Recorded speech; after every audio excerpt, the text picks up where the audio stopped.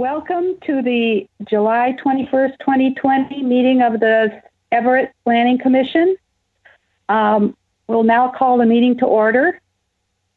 Kathy, could you take roll, please? Yes. Acting Chair Labra. Oh, here. Commissioner Holland. Here.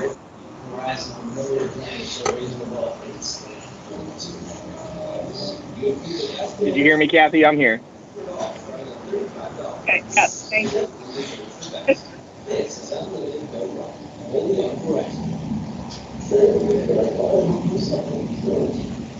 Okay. Oh, 40%. Somebody need to mute their phone? That seems like we're seeing 40%. It is. That figure is 40%. We're there. It's 42. All right.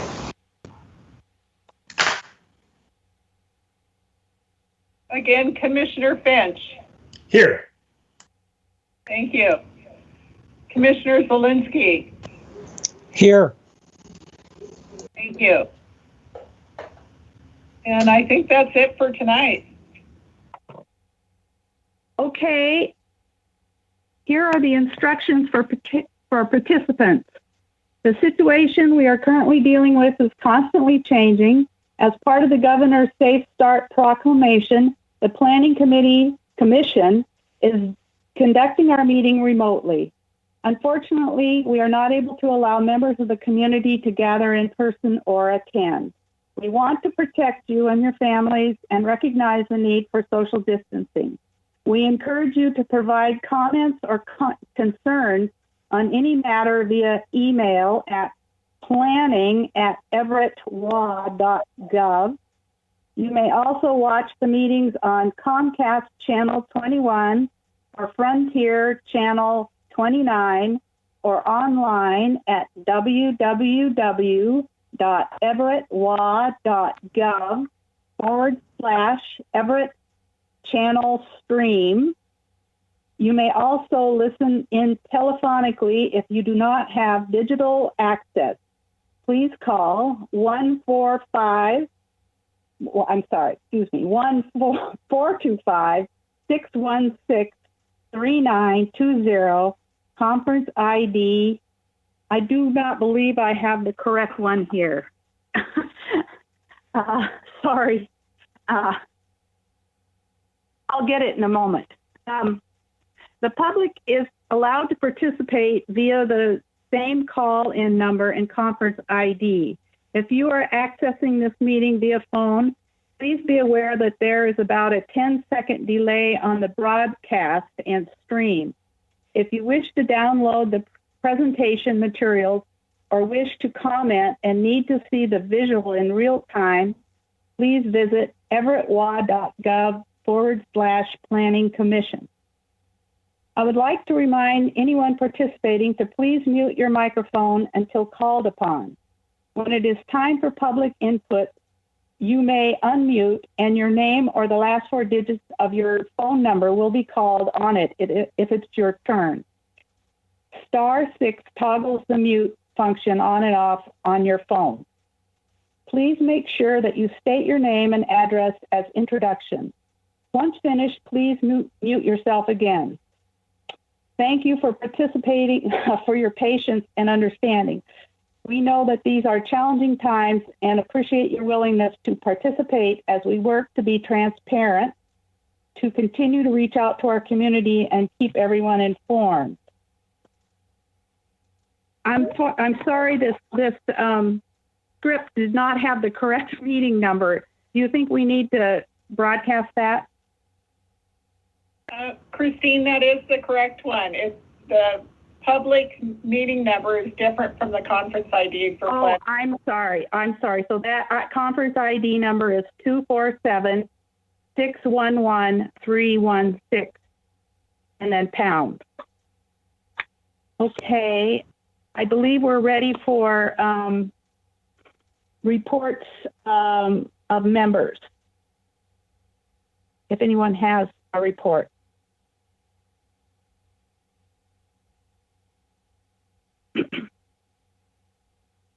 Unfortunately, I'm on the phone, so I can't see if anybody raised their hand. Shall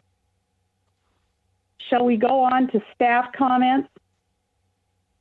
Oh, sorry, I skipped a step. We need to approve the minutes. I'll get it together here.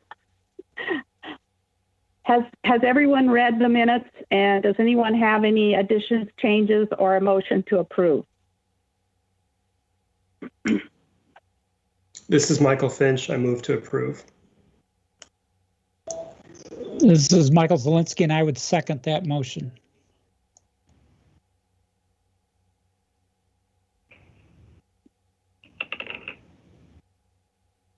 Thank you. Do we have, can we have a roll call on that? Yes. Commissioner Holland?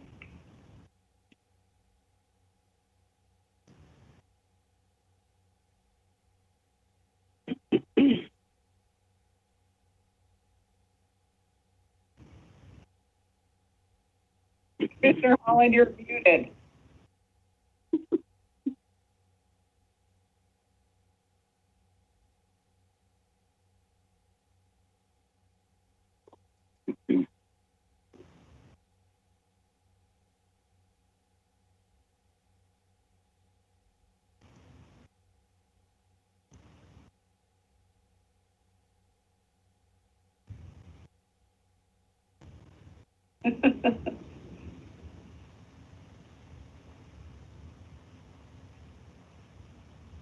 Please press *6 to unmute.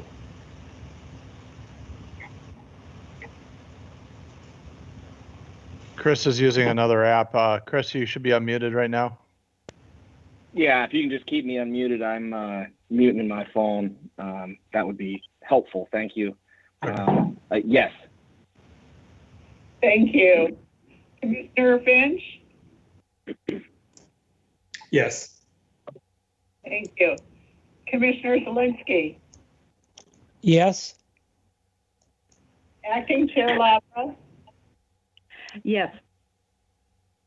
All right, thanks. Okay, now I gather there were no commissioner reports, so I think we'll move on to the staff reports or staff comments. All right. Thank you, commissioners and those attending tonight. Just a couple quick updates before we jump into the subject tonight. First off is it looks like we have no meeting planned for August 4th, unless after our discussions tonight that you feel that you need another briefing before public hearing on August 18th. So no meeting on August 4th, so that would be off.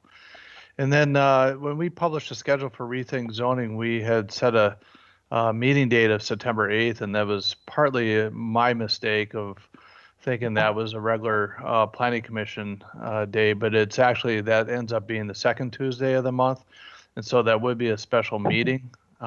So need to make sure that we would have a quorum and have good attendance at that meeting September 8th. So if you could check in with Kathy to make sure that you're available for that.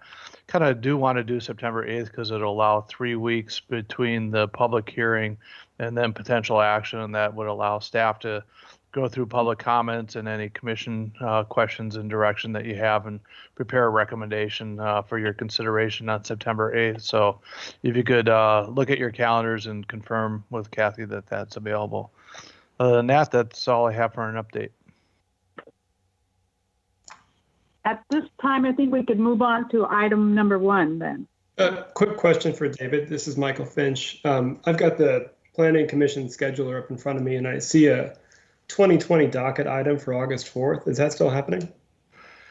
Yeah, it's, well, it may still be happening, but it's not happening for August 4th. They were requested to provide additional material, and none of that has come into our office yet at this point in time. So I don't think that that docket item will happen in the month of August before the Planning Commission.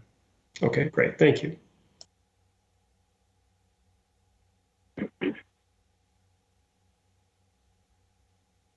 David, Right. do you want to move on now? Sure. I'll be glad to move on. So, all right, David Stalheim,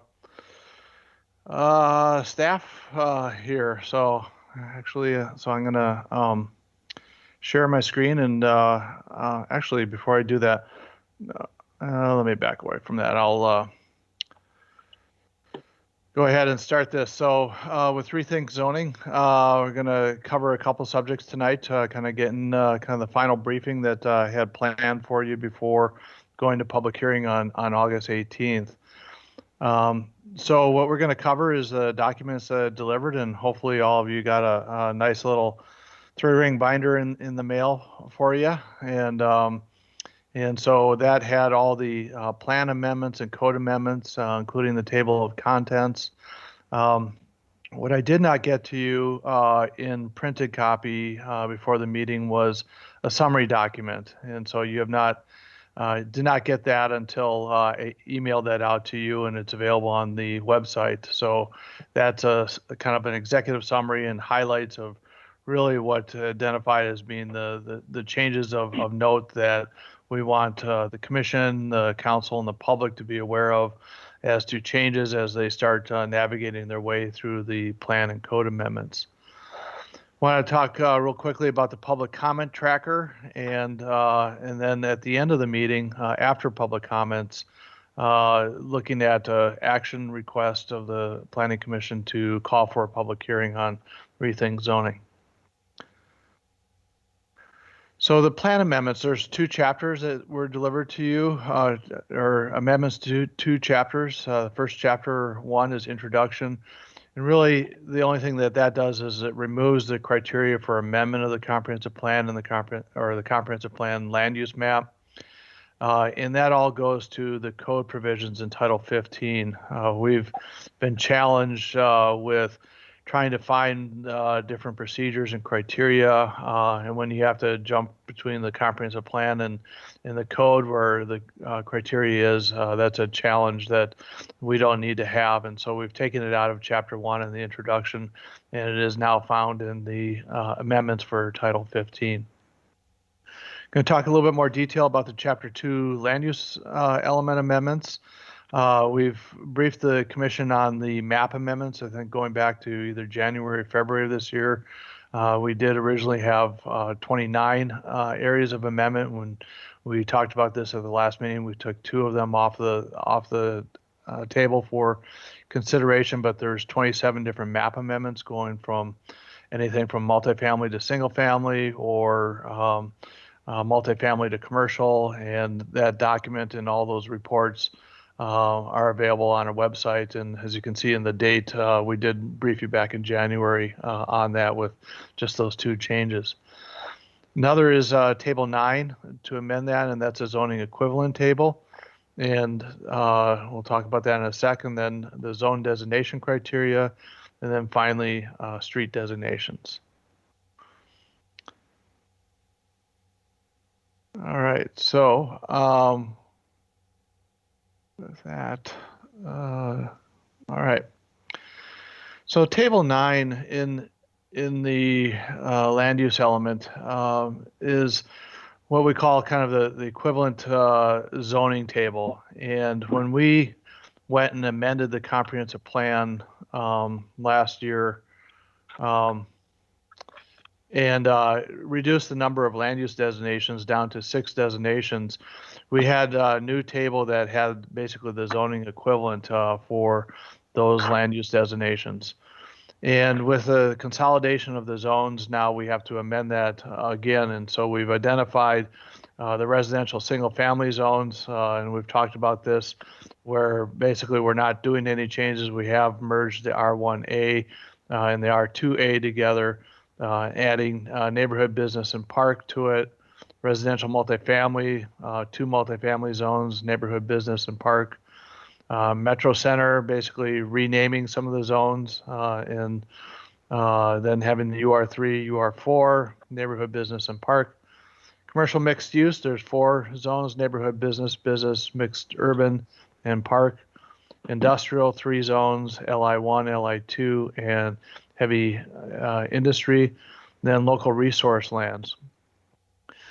This local resource lands, when I had our GIS mapping person put this together for me, kind of raised a red flag, and it made me go back and look at that, because really the local resource lands was intended to be about water resource management areas, parks, open space, things like that. And all of a sudden, when we got a whole bunch of these other zones, like some of the single family, multifamily, heavy industry in there, started wondering why that was. And what it is tied with some, one of our original approaches was to get rid of the park zone. And when we did that, we grabbed some of the adjacent zoning as a result of that, and we had an inconsistency with the land use designation. So when we go to public hearing, you'll get some recommendations that we've already found in the body of work that we delivered to you, and one of them is to change these zoning equivalents, and we're going to put back park zoning in quite a few of the areas that will eliminate these issues on there. And we're actually going to do a parks and open space zone to address some of that. And so we'll clean up this table, and so it doesn't look like local resource lands includes heavy industry. That was inappropriate. And heavy industry is some lands around Union Slough, actually, is some port lands in that area that are in open space. So one of the reasons for this table is that under the Growth Management Act, zoning must be consistent with the comprehensive plan. There can't be an inconsistency between the two of them. And so having that zoning equivalency table helps establish that basis for growth management purposes. So multiple zones can be consistent with the comprehensive plan. And one of the examples that I have here is when you go back to this table again, is that there's 6 different zones for single family that are in the land use designation for single family, or 4 different zones for multifamily. And when you do a rezone request, if it's within these groups, and so let's say, for example, if someone wanted to go from an RS zone to an R2 zone, you do not have to do a comprehensive plan amendment under the scheme that we established last year. But what we're doing in the code then is trying to create the equivalency, but then also add the criteria to guide those decisions as part of that process. One of the things that this does is it also helps with the timing, is that no longer is it subject to the annual limit of comprehensive plan amendments, where you can docket that only one time a year. It does change decision making.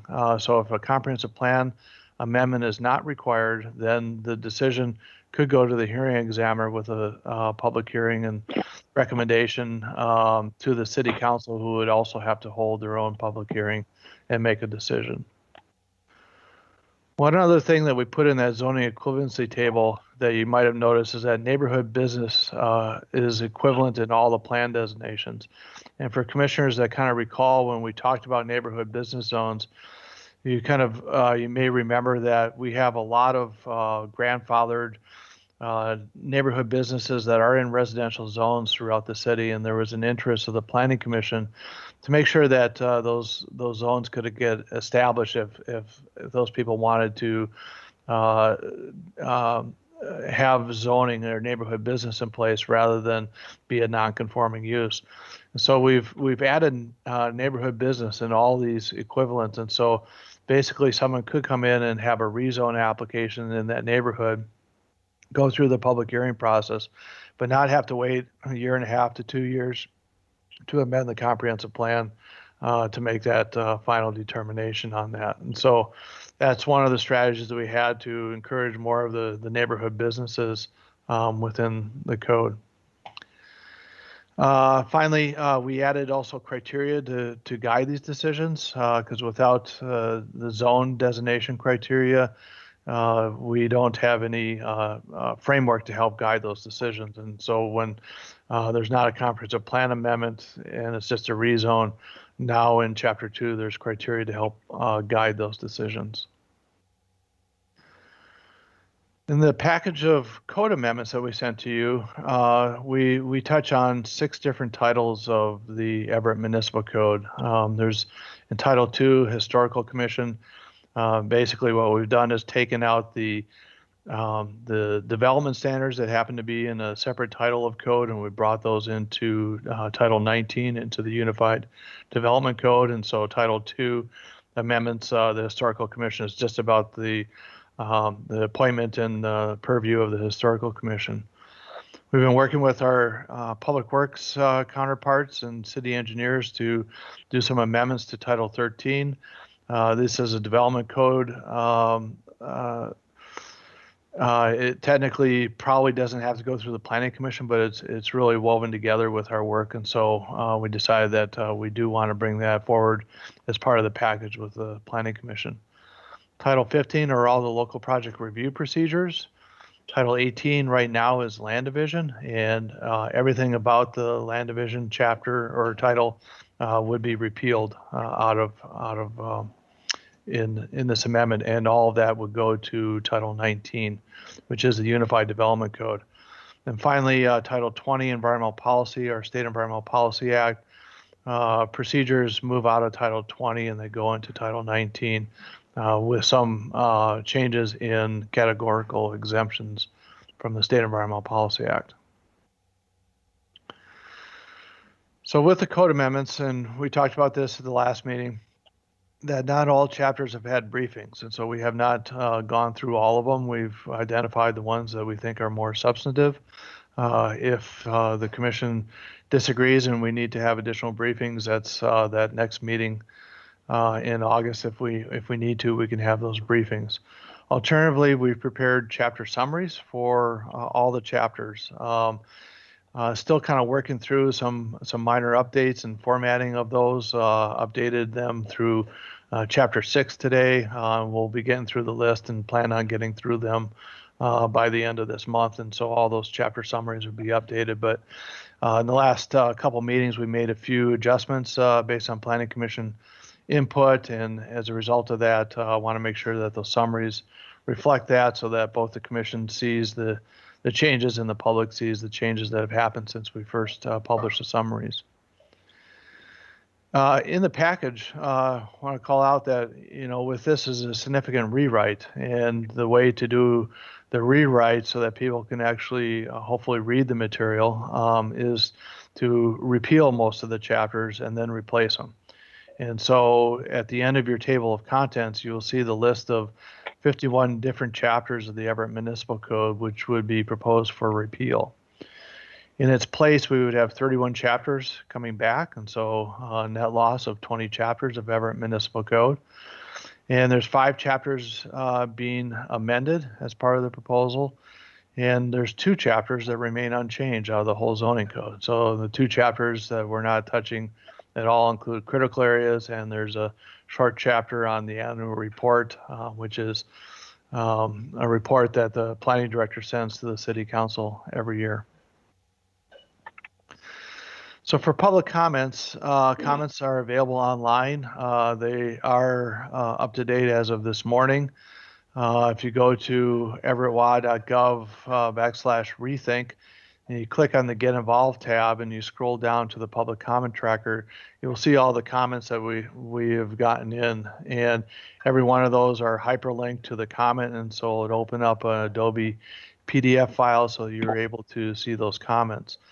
For Planning Commission members, we're not planning to print all those comments for you, and so I'm hoping that works for you. If you do want a hard copy of them, then just let Kathy know and we'll get you a set of hard copy of these documents. But this is kind of maybe a better way for you to kind of see them all. I'm trying to identify the subject that they talked about in that so that you can see what that is about, and then open that comment and look at how we should be responding to that comment as part of it.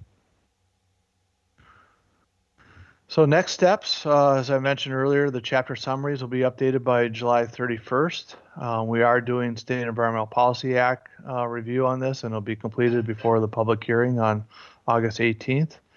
We still have not had the ability to kind of look at the public works standards for stormwater recommendations, and so we are working on that still, and anticipate having some recommendations from staff before your public hearing on some stormwater amendments to some of the chapters here.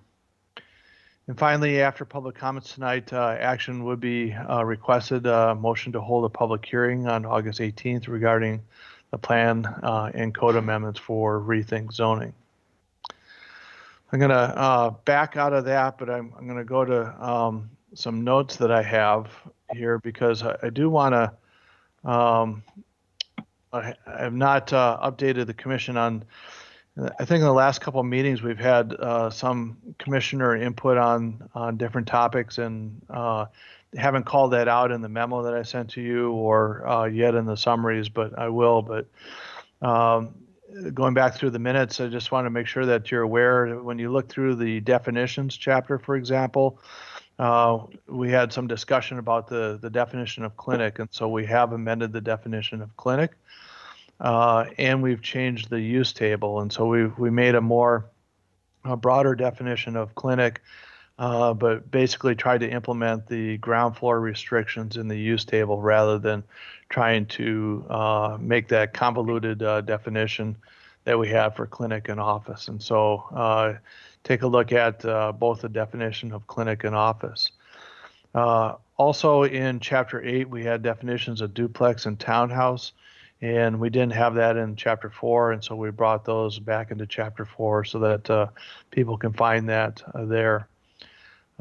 Third, there was a question about the setbacks in the light industrial 2 zone. We had a draft standard of 30 feet in the front, and currently many of the previous zones was a MM zone, and it only had a 20-foot front setback requirement. So we went back and kind of looked at that MM zone and the size of the parcels, and we kind of agreed that the 30-foot was in excess because most of those parcels were smaller in size. And so in your draft that has been presented to you for Chapter 6, we have reduced the front setback in the LI2 zone from 30 feet down to 20 feet.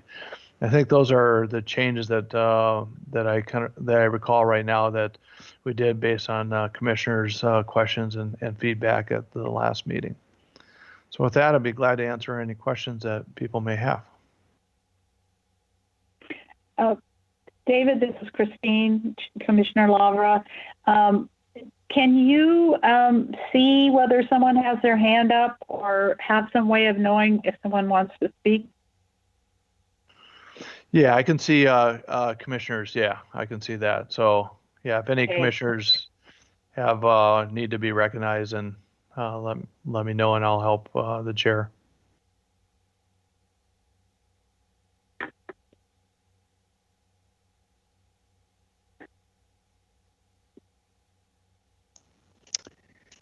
This is Commissioner Zielinski. I just have one question on it's table 6-6 under maximum density provisions in chapter 19.06.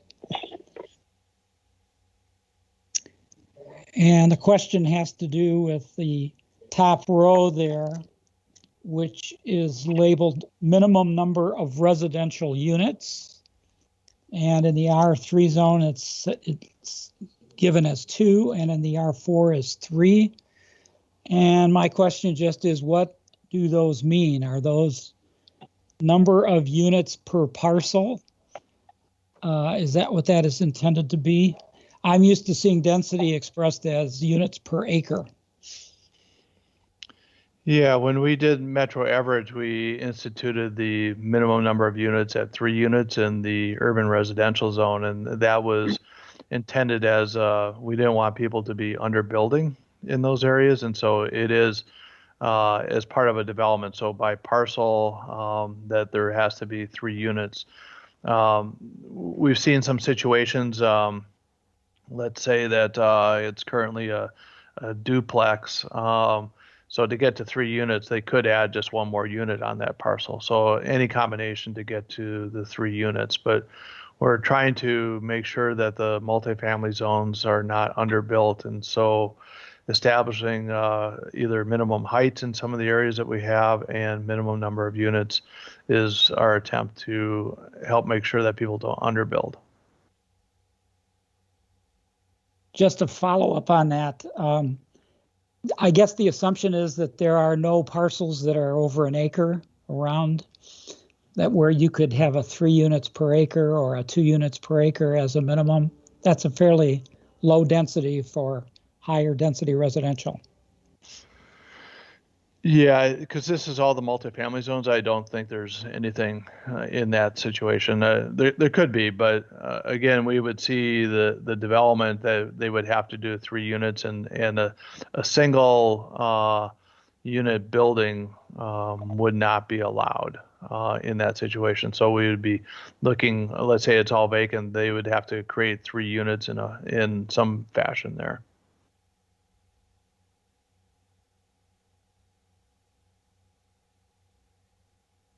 Are there any other commissioner questions or comments?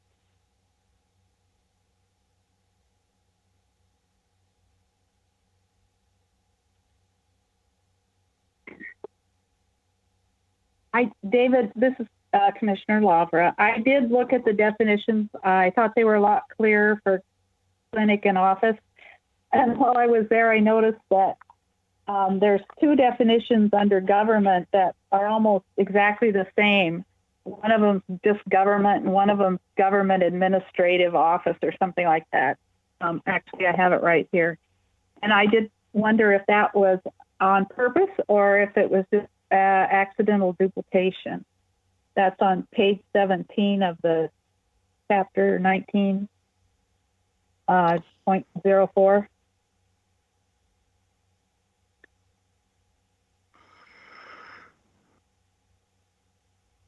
I'm not, I would probably need to look at that in context with the use tables. When we first did this, we had each one of those. If you look at chapter 5 in that chapter, you'll see that we actually treat those uses somewhat differently. The administrative offices is something that's allowed in more zones versus the general government facility. But it's possible that we may have grabbed the existing definition of government and didn't clean that up. So we could take a look at that, but it is in context with chapter 5 in that use table. I did look at the use table, and I think that maybe that those definitions need to match the table a little more closely.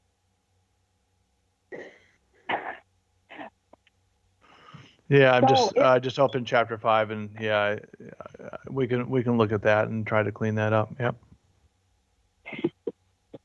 If there are no further commissioner comments or questions, I think we could move on to public comments at this time. This is Commissioner Zielinski. I do have one other comment, and this has to do with the transparency requirements. Now I'm now looking at table 12-4,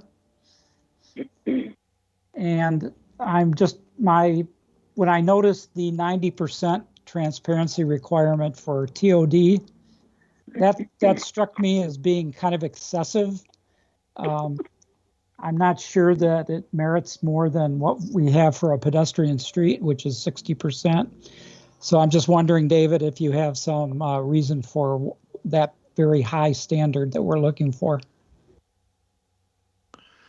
Yeah, it's a great question. That is the standard that we adopted in the Metro Everett plan for TOD streets. I know that we did test that out and looked at other codes along TOD areas. I think the standard is a little bit high. We have had a couple requests, 1, maybe 2 requests so far for some modification of that standard to drop a little bit below that we have seen, and actually talked about this with our permitting staff the other day. Their initial recommendation was that they thought that the standard was still pertinent and that the modification process that we have in the code would allow for the modification where it was warranted. So right now our recommendation is probably to leave it where it's at, but I think your observation is that perhaps it's a little bit on the high side, might have some merit to it. And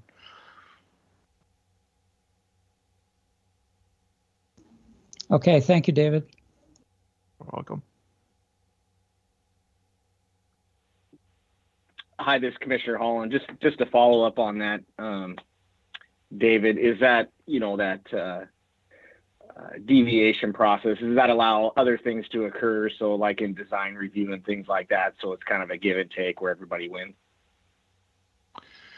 Yeah, they have to demonstrate and the reason for the meeting the criteria, and so that's all the things that are in the Title 15, the criteria for modification. So have a superior design, and quite often we will see projects that will come in and there's not just one modification request. I mean, it could be a transparency where they're reducing it down to 80%, but then they may have some other thing that the sidewalk may have a little bit of a modification request as well, and so they'll package the things together into requests, and many of those would require notice of that modification request to adjacent property owners. Thank you. Welcome. At this point, I think we're ready for public comment. Once again, if you are a member of the public attending the meeting, I believe you can unmute and someone can call on you if you have a comment. Kathy, do you want to give any different instructions? No, that sounds good. I'm just going to ask as introduction, when I call out your name, please provide your name and address for the record. And after you are done testifying, please remember to mute. So I'll start down my list. Is there anybody who'd like to speak? Go ahead and unmute your phone.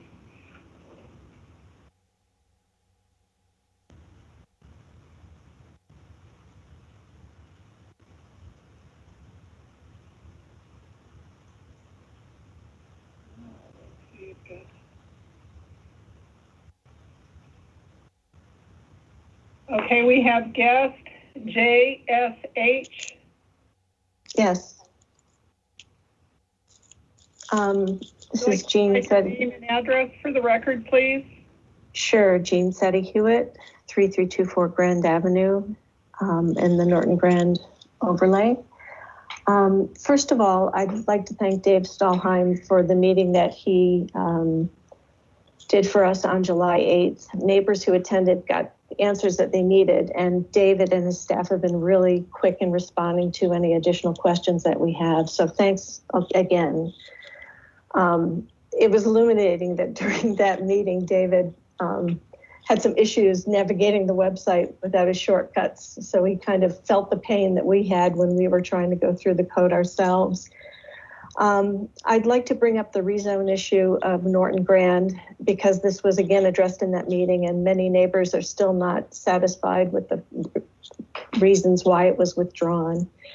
We were given 3 different reasons, and we really do feel that the single family designation would help preserve the historic homes because it addresses the heights across alleys behind historic homes.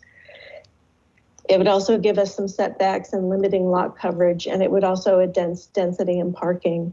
And I'm hoping that the Planning Commission will take a look at what that change would do for this historic neighborhood. I'd also like to address concerns about the density change in the now UR3 proposed zoning. In our neighborhood right now, many of the homes, are under low density multifamily, which is 20 units per acre. And with the new UR3 zoning, it's going to be changing to 29 units per acre, which is really inappropriate for a historic district. It's almost increasing density by a half for a number of blocks. So I'd like the Planning Commission to take a look at that also. And also, the historic overlay is what protects us from unlimited zoning of UR3. And we're finding now that the historic overlay is not much protection when it comes to developers wanting to request high density. So we'd like you to take a look at that as well. In addition, it seems there may be some heights changing along Rucker between 34th and 35th, and maybe south of there. And I'm also concerned about the changes to the Historic Resources chapter. There may not be many, but the Historical Commission hasn't met since February. And I don't know if they've been given a current briefing. It's not on the agenda for the 28th. And I think it's important that they get a special briefing to know exactly what changes are happening so that they can comment as well. Other than that, I appreciate your time and thanks so much. Thank you. David Koenig? Yes, Dave Koenig, 1302 Madrona, Everett. Thanks for the staff comments tonight. I only have one comment, and I'll provide written comments, but I'd like the staff to summarize where there are proposed changes in notice requirements and public input. So if it's currently something that would go to a public hearing, if there's a proposed change from that, or if there's notice changes, I think a summary of how public are notified, how public can have input, and what those changes are would be very helpful for the public to understand what changes there are regarding the ability for the public to be informed and make comments. That's the only comment I have tonight. Thank you.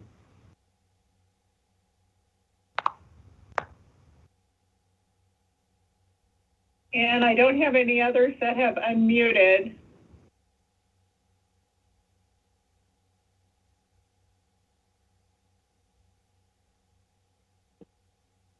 Okay, I've got another. EK. Hi, this is Elizabeth Koenig. I live at 3516 Norton. And I guess I would like to find out more about what you said, David, about with the new rezoning projects that might go from, say, what you said, RS or something to R2. Would that also be the case for a project that is changing from R1 to R3?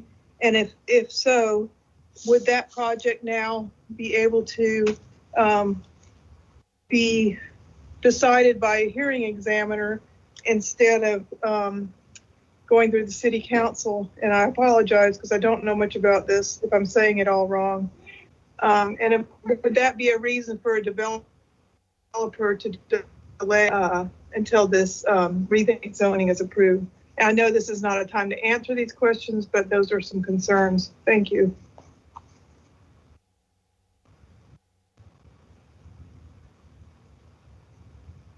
Is there anybody else?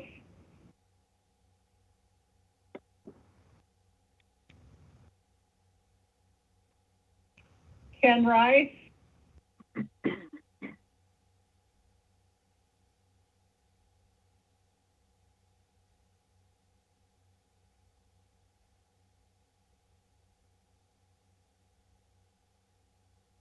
Mr. Rice, if you'd like to introduce yourself and provide your address for the record. Sorry, didn't catch my other mute button. This is Ken Rees. I'm at 3427 Norton Avenue. I'd just like to weigh in and support what Jean had requested.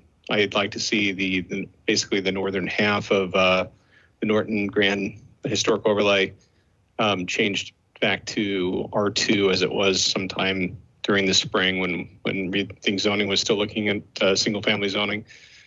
And I don't think I could express it any better, but that's all I wanted to add. Thank you. Thank you. Brian Partington. Hi, I would just like to say that I would not like to see any neighborhoods get special treatment in this process. If no neighborhood is going to have the ability to fight for changes to go back to the original draft plan, and that if the current draft plan is a light touch maintaining the existing zoning, then it should be a light touch maintaining the existing zoning for all neighborhoods until next year, at which point proper public consultation can occur. And I guess that means that I agree with the current process as it's ongoing. And that's it. Thank you. Thank you. Is there anyone else who'd like to testify?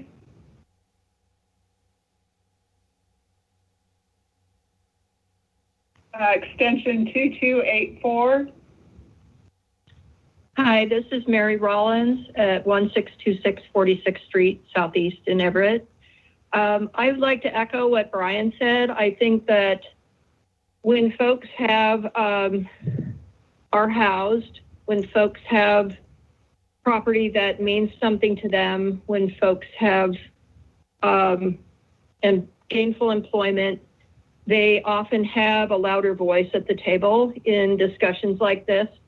And I would agree with Brian's recommendation. Thank you so much. I appreciate your time.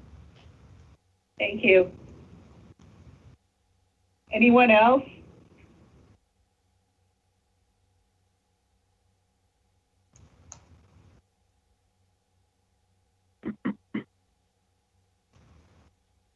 If we have no further public comments, I believe it's time for us to discuss whether we can have a public hearing on August 18th under other business.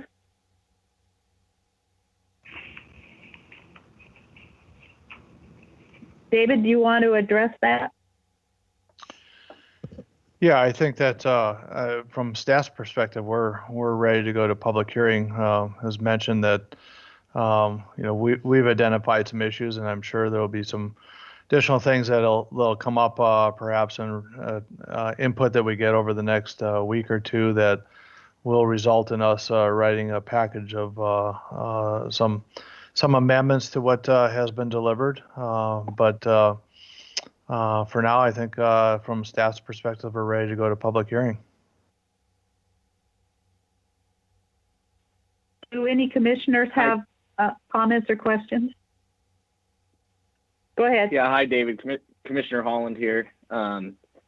Is it the intent for the public hearing to not be an action item, just to get all the input on the, whatever it was, the 18th, or whatever that August date was, and then come back for formal action in September? Is that what I heard at the beginning of the meeting? I just wanted to clarify that. Yeah, exactly. It would be a public hearing.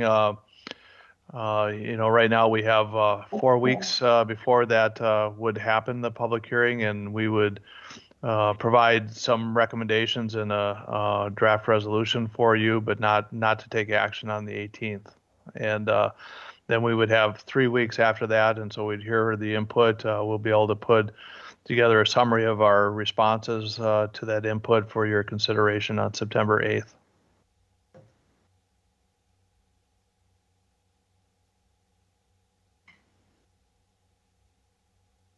Thank you.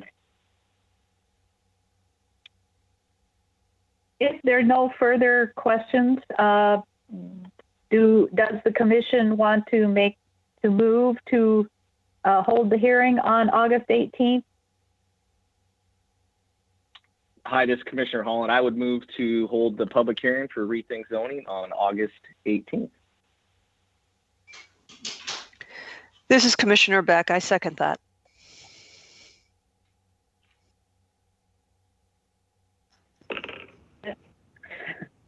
Can we have a vote, please? Yes.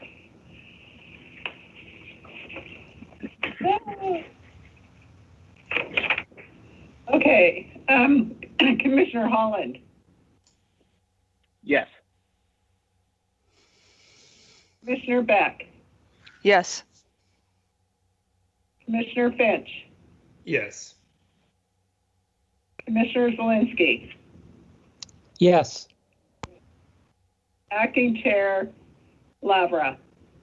Yes. Okay. At this time, do you have any further comments, David, or do we just go to adjournment? I think that we're ready to go to adjournment. So thank you for your time and quick meeting. Enjoy the weather, everybody. Thank you. Thanks, staff. Great job. Thank you. Yeah, good job with the booklet, David. Thank you.